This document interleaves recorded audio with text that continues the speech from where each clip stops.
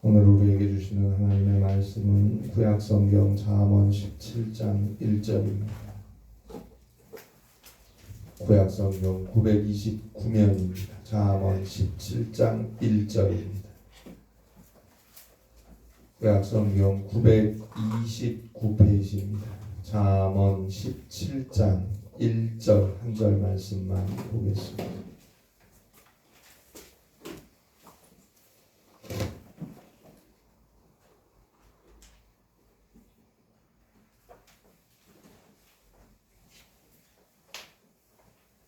구약성경 929페이지입니다. 929페이지 잠언 17장 1절 말씀입니다. 한 절 말씀 우리 함께 한 목소리로 봉독하겠습니다. 잠언 17장 1절 함께 읽겠습니다.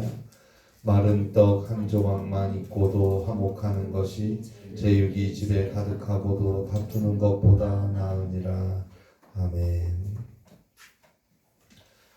안데르센의 동화에 나오는 이야기입니다. 어느 노부부에게 전 재산과 다름없는 말 한 마리가 있었어요. 노부부는 의논 끝에 우리에게 말보다 더 필요한 것이 무엇이 있을까 생각해서 말하고 바꾸기로 그렇게 의논을 했습니다. 그래서 이제 말을 다른 필요한 것으로 바꾸기로 하고, 바꾸기 위해서 할아버지가 말을 데리고 장터를 갔어요. 장터로 가면서 할아버지는 생각을 했어요. 아내를 위하여 이 말을 무엇으로 바꿀까? 아내를 위하여 이 말을 무엇으로 바꾸면 좋을까? 생각 끝에 우유를 얻을 수 있는 소가 좋겠다는 생각이 들어서 장터에서 말을 소와 바꿨습니다. 그리고 그 소를 이제 바꿔서 가지고 오다가 다시 아내가 소는 다루기가 어려울 것 같아서 다루기 쉬울 것 같은 양으로 바꾸었어요. 그리고 또 그 양을 날마다 알을 낳아주는 닭으로 교환을 했습니다. 그리고 이제 집에 가기 전에 여관을 들렀는데 이 여관 문을 들어서다가 할아버지는 그 닭을 마지막으로 썩은 사과 한 자루 하고 바꿨어요. 그 이유는 언젠가 아내가 썩은 사과 한 개를 소중하게 보관하고 아끼고 다루었던 기억이 났기 때문입니다. 그런데 그때 마침 여관에 머물고 있었던 어떤 귀족 둘을 우연히 만났어요. 그 귀족 두 명이 할아버지에게 웬 썩은 사과 한 자루를 가지고 가십니까? 물었어요. 할아버지는 자초지종을 그 귀족들에게 말해 주었어요. 이 이야기를 들은 귀족들은 한심하다는 듯한 웃음을 지으며 할아버지에게 이런 제안을 했어요. 만일에 집에 갔을 때 할머니 반응이 좋으면 우리가 금화를 한 입씩 드리겠다 말했어요. 결국 귀족 두 명과 함께 할아버지는 자신의 집으로 갔어요.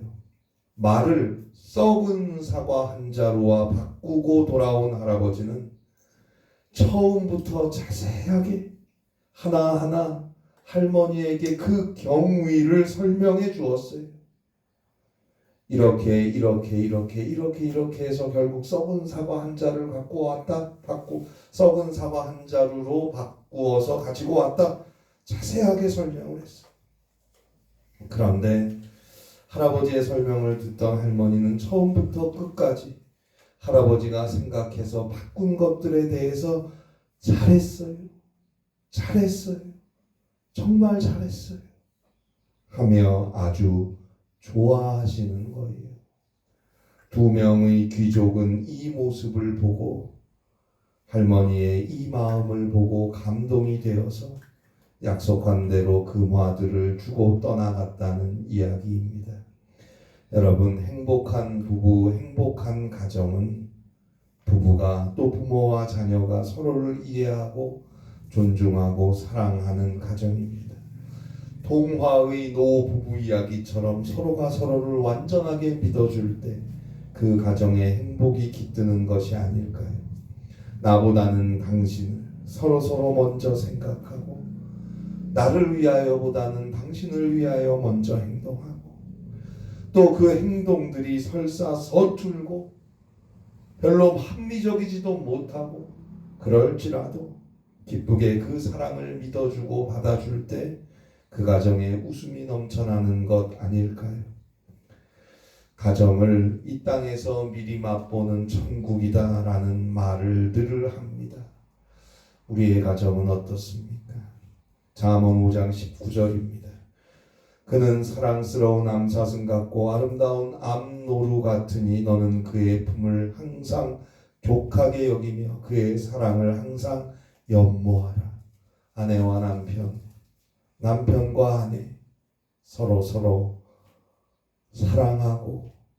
사랑하고 사모하며 서로에게 만족함이 되는 그 가정의 삶 속에 진정한 행복이 있는 것입니다. 가정은 하나님의 설계로 이루어진 최초의 공동체입니다. 아담과 하와가 저절로 함께한 게 아니에요. 하나님이 함께 하도록 하신 것 아닙니까? 창세기 2장 22절입니다. 여호와 하나님이 아담에게서 취하신 그 갈빗대로 여자를 만드시고 그를 아담에게로 이끌어 오시니. 저는 이 창세기의 말씀을 묵상할 때마다 어느 주석학자가 표현했던 것처럼 일평생 사랑과 정성으로 돌보고 키운 딸의 손을 잡고 결혼식장에 입장하는 아버지의 모습이 떠올라요. 그를 아담에게로 이끌어 오시니 하나님께서 친히 손을 잡고 자신의 사랑하는 딸을 이제 딸이 사랑하는 사람에게 부탁하는 거예요. 함께 하라고, 소중하게 함께 삶을 살아가라고, 행복하게 살라고 하나님이 친히 맺어주시는 것입니다. 소중하게 서로 존중하고 이해하고 사랑하며 살아야 합니다.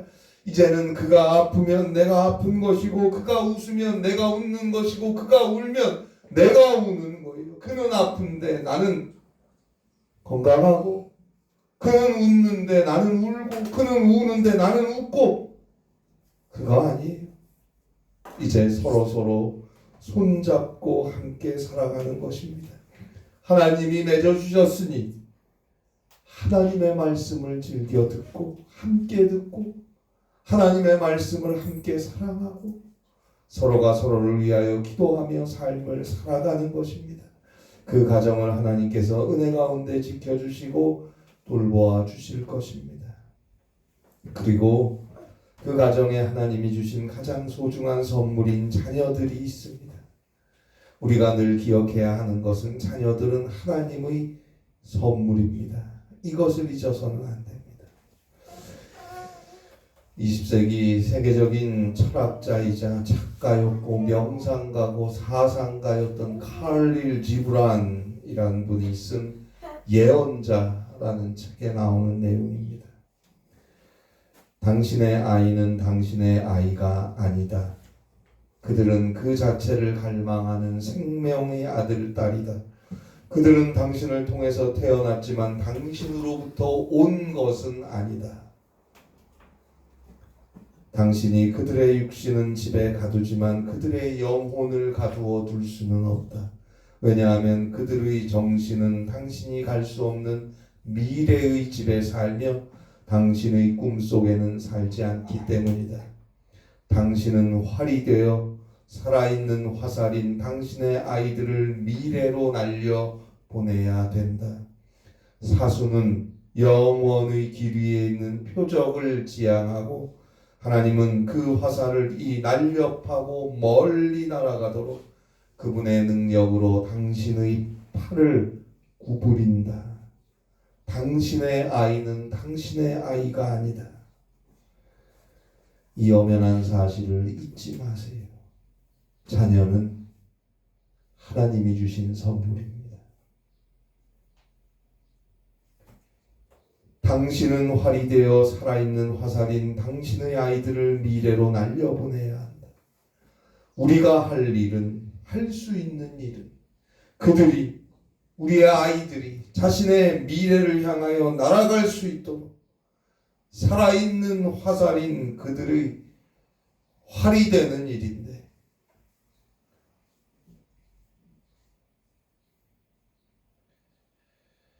부모라는 활이 자녀라는 화살을 날려보내는 건데, 사실 그것도 하나님이 하시는 일입니다. 하나님이 부모인 나를 통해 자녀들을 미래로 인도해 가셔야 하는 것입니다. 왜요? 처음부터 하나님이 허락하여 주신 생명의 선물이니까요. 하나님은 그 화살이 날려 파괴에 멀리 날아가도록 그분의 능력으로 당신의 팔을 구부린다. 사랑하고 또 사랑하겠지요. 집착하지 마세요. 돌보고 도와주고 할 수 있는 한 활로서 화살인 자녀에게 최선을 다해야겠지만, 결국 그 화살인 자녀를 미래로 힘있게 날려보내는 것은 활인 부모가 아니고, 부모라는 활을, 그 활의 줄을 잡아당기시는 하나님이시라는 걸 잊지 마세요. 따라서 부모 되는 우리는 생명의 선물인 아들, 딸을 주신 하나님께 감사하며 최선을 다해 사랑하고 하나님께 맡겨야 합니다. 늘 자녀를 위해 기도하세요. 그리고 언제나 하나님의 뜻, 그리스도의 사랑, 하나님의 말씀을 가르치고 듣게 해야 합니다. 하나님께 정말 진실하게 예배하는 자녀로 키워야 합니다. 그 자녀의 앞길을 하나님께서 책임지시고 아름답게 인도해 가실 것입니다. 시편 127편 3절로 4절입니다. 보라, 자식들은 여호와의 기업이요 태의 열매는 그의 상급이로다. 젊은 자의 자식은 장사의 수중의 화살 같으니, 보라, 자식들은 여호와의 기업이요 태의 열매는 그의 상급이로다. 자식은 하나님이 주신 기업이고 하나님이 주신 사랑의 열매요 별처럼 빛나는 생명의 선물입니다. 젊은 자의 자식은 장사의 수중의 화살 같으니, 그래요. 자녀들이 어릴 때 그 자녀들은 부모의 화살통에 있는 화살 같아요. 그 자녀들이 때때로 부모의 기쁨이 되고 자랑이 되고 힘이 됩니다. 그러나 이제 부모가 연로해지고 자녀들이 장성해서 각자의 가정을 꾸리고 살면 더 이상 자녀들은 부모의 화살통에 있는 화살이 아니에요. 그래서 시편 127편 4절에서 젊은 자의 자식은 장사의 수중의 화살 같다라고 말하고 있는 거예요. 이제 그 자녀들 역시 각자의 가정에서 아버지고 어머니고 남편이고 아내고 그렇게 삶을 살 것입니다. 결국 가정이라는 우리 인간의 가장 기본적이고 가장 소중한 삶의 공동체는 하나님의 은혜 안에 세워져야 한다는 걸 잊지 마세요. 처음부터 하나님의 명령으로, 하나님이 친히 손잡고 인도하심으로, 이끌어 가심으로, 맺어주심으로 시작된 가정은 하나님이 생명의 선물을 주시고 하나님이 돌보시고 세워가셔야 한다는 걸 분명히 알아야 합니다. 하나님의 창조 사역의 중심에 가정이 있는 거예요. 따라서 시편 127편 1절입니다. 여호와께서 집을 세우지 아니하시면 세우는 자의 수고가 헛되며 여호와께서 성을 지키지 아니하시면 파수꾼의 깨어 있음이 허사로다. 하나님이 세워야 돼요. 아무리 수고하고 노력해도 하나님이 함께하지 않으면 그 가정은 사랑 안에 설 수 없어요. 그 노력과 수고가 헛된 것일 뿐이에요. 설령 많이 가지고 많이 누리고 많이 얻고 세상에서 성공한 것처럼 보여도 하나님이 세우시는 가정이 아니면 그 모든 것은 결국은 소용없는 것이 되고 맙니다. 왜요? 만족이 없어요. 서로서로 다툼이 있고 욕심이 있고 미움이 있으니까 평안이 없어요. 화목이 없어요. 불화가 있습니다. 그래서 오늘 성경 잠언 17장 1절입니다. 마른 떡 한 조각만 있고도 화목하는 것이 제육이 집에 가득하고도 다투는 것보다 나으니라. 오늘 성경 잠언 17장 1절은 미움이 불러일으키는 다툼과 사랑이 감싸고 있는 고요한 평온함을 대조하여 말하고 있는 것입니다. 잘 생각해 보세요. 미움을 가지고 식사를 해요. 심지어 마음으로 서로 원망하며 같이 밥을 먹어요. 심지어 다투면서 식사를 해요. 그러면 그것은 다툼의 희생제물을 먹는 거 아닙니까? 잘 생각하세요. 예수님이 하신 소중한 말씀이 생각나지 않습니까? 마태복음 5장 23절로 24절입니다.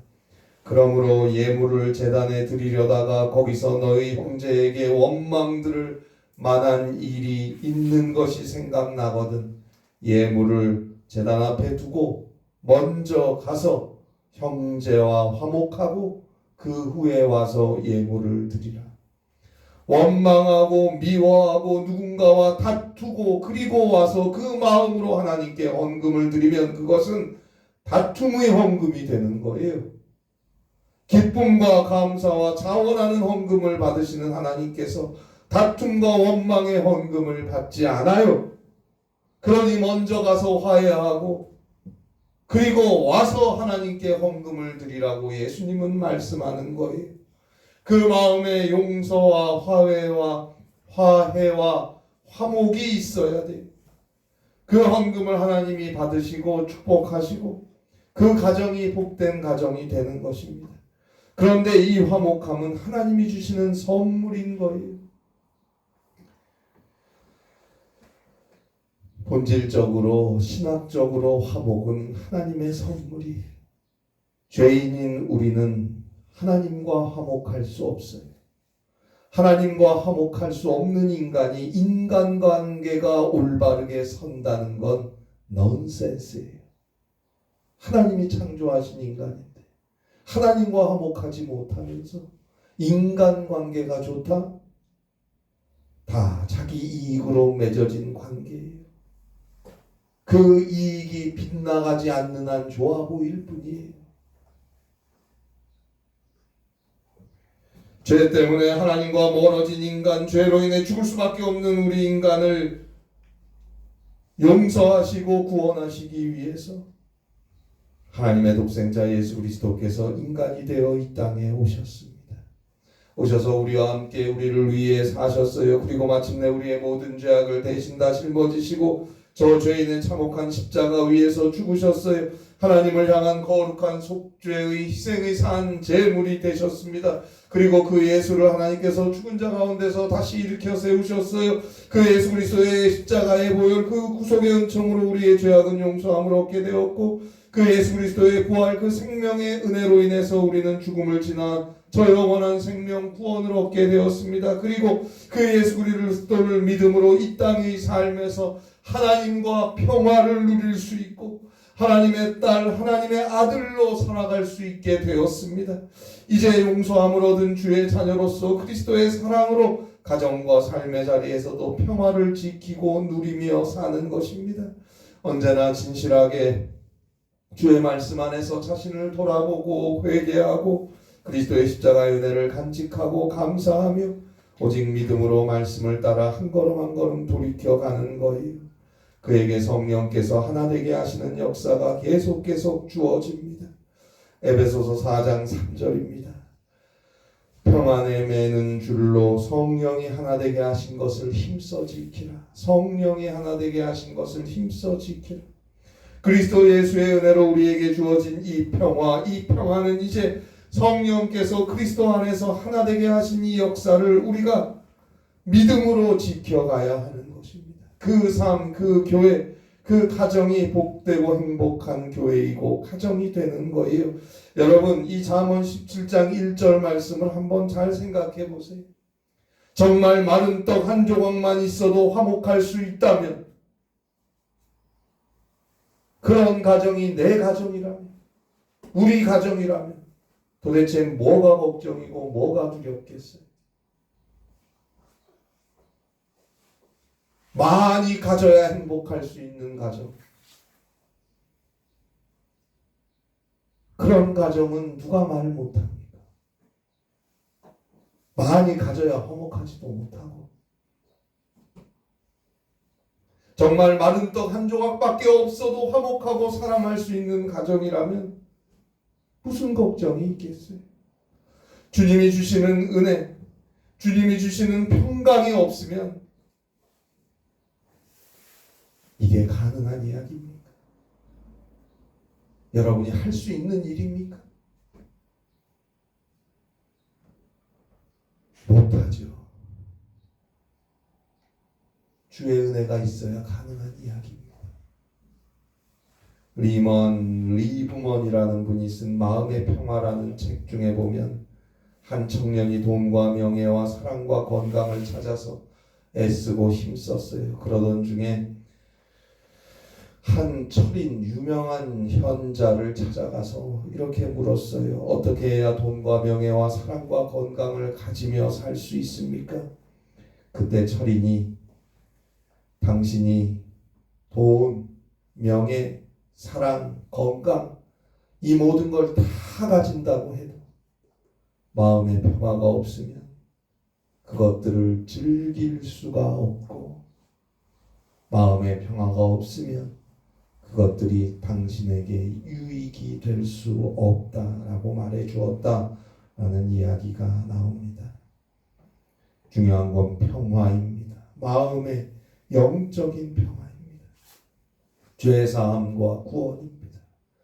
그것은 오직 예수 그리스도를 믿음으로만 주어지는 하나님의 은혜입니다. 그리고 이 땅을 오직 예수 그리스도와 함께 가고자 하는 믿음을 가진 자에게 허락하시는 성령의 역사인 것입니다. 우리 교회도 우리 가정도 바로 그리스도 예수 안에서 하나님이 주시는 참된 평안이 있고 화목이 있을 때 행복하고 건강한 교회와 가정이 되는 것입니다. 주님이 주신 은혜, 이 화목을 오늘 우리의 삶에서 지켜갈 수 있도록 우리는 언제나 기도하고 진실하게 믿음으로 서로 섬기며 살아가야 합니다. 가정의 행복을 위한 3가지 요소를 적어놓은 글에 보니까 우선 입을 열라, 오픈 마우스라는 그런 내용이 나오더라고요. 부부간이나 부모나 자녀 간에도 대화가 없으면 서로 마음을 닫는 결과가 온다는 것입니다. 그리고 귀를 열라, 오픈 이어입니다. 들어야지요. 상대방을 기쁘게 해주려면 상대방의 말을 진지하게 들어주어야 한다는 것입니다. 귀를 닫아버리면 상대방의 인격을 무시하는 결과가 온다고 말하고 있습니다. 그리고 마지막으로 함께 계획을 세우라, make schedule입니다. 작은 일이라도 함께 의논하고 함께 하라는 거예요. 혼자 하지 말고. 그리고 여기에 가장 중요한 원리를 한 가지 더해서 말씀드리면 서로를 위해 기도하세요. 그리고 할 수 있으면 함께 기도하세요. 함께 손잡고 기도해 보세요. 그렇게 서로의 인생을, 삶을, 생각을 존중하고 하나님께 맡기세요. 순간순간마다 하나님께 맡기고 서로 기도하고 함께 기도하고 사랑하며 사는 것입니다. 그래서 예배도 함께 나오는 게 좋은 거예요. 함께 듣고 함께 기도하니까. 가정에서도 함께 손잡고 기도하는 게 좋은 거예요. 너의 기도 제목이 뭐냐? 나의 기도 제목은 이거다. 너가 원하는 건 뭐냐? 내가 원하는 건 이거다. 서로가 서로를 위해 함께 손잡고 기도하는 그 가정, 하나님이 세우십니다. 반드시 세우십니다. 하나님께서 그 가정에 화목을 주시고 그 자녀들이 복된 내일로 달려갈 수 있도록 그 길을 인도해 가실 것입니다. 하나님이 세우시는 가정, 주님이 가장이 되시는 가정, 거기에 화목과 축복이 있는 것입니다. 5월은 가정의 달입니다. 어린이날, 어버이날, 스승의 날, 청년의 날, 부부의 날, 무슨 날이 참 많아요. 어느덧 가정의 달 5월의 마지막 주일입니다. 오직 그리스도 예수께서 하나님이 축복하시고, 그리스도 예수 안에서 하나님이 축복하시고, 하나님이 세우시고, 하나님이 지키시는, 그래서 정말 많은 떡 하나만 있어도 행복할 수 있는, 하나님이 주시는 평화가 있는, 화목함이 있는 사랑하는 여러분들의 가정과 자녀들이 되시기를 바랍니다. 기도하겠습니다. 하나님 아버지, 주님이 주신 소중한 가정, 주의 은혜 가운데 화목할 수 있도록 서로 위하여 기도하고 사랑하고 믿고 하나님을 의지하여 하나님이 세우시는 귀한 가정으로 설 수 있도록 은혜를 허락하여 주시옵소서. 우리의 자녀들의 앞길을 지켜주시고 우리의 부모님들의 하루하루를 지켜주시고 하나님이 그리스도 안에서 행복한 웃음이 넘치는 귀한 가정으로 우리의 가정들을 세워주시옵소서. 하나님이 함께 하셔서 하나님이 축복하셔서 주의 평안 안에 감사가 넘치는 귀한 교회와 가정으로 주님이 세워주시옵소서. 우리 주 예수 그리스도의 이름으로 기도하옵나이다. 아멘. 찬송가 211